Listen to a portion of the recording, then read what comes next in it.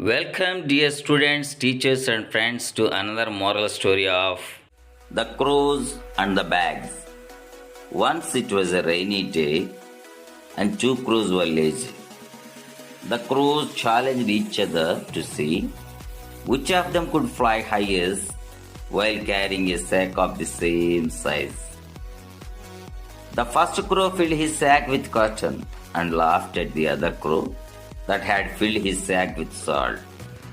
It began to rain. As the second crow had expected, the salt started to dissolve.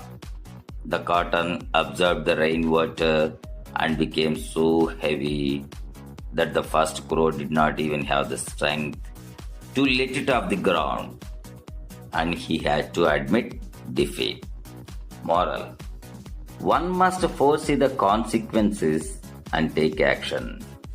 ఇప్పుడు ఈ కథను మనం తెలుగులో చెప్పుకుందాం. ఒకసారి అది వర్షం కురిసే రోజు. అక్కడ రెండు కాకులు బాగా సోమరిగా ఉండేవి. అవి ఒకదానికొకటి ఇలా సవాలు విసురుకున్నాయి.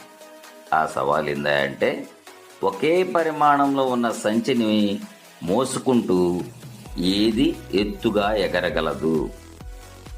ఆ సవాలుకు మొదటి కాకి తన సంచిని పత్తితో నింపుకుంది. మరొక కాకి తన సంచిని ఉప్పుతో నింపుకొనడం చూసి నవ్వింది. అనుకున్నట్లుగానే వర్షం పడటం ప్రారంభమైంది.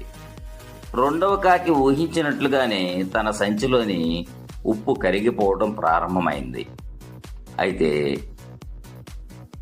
మరొక కాకి సంచిలోని పత్తి వర్షపు నీటిని పీల్చుకొని చాలా బరువుగా మారింది.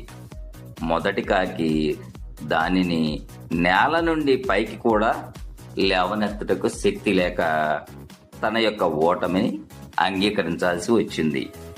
నీతి: జరగబోయేటువంటి పరిణామాలను ముందుగానే ఊహించుకొని తన యొక్క పనిని ప్రారంభించాలి.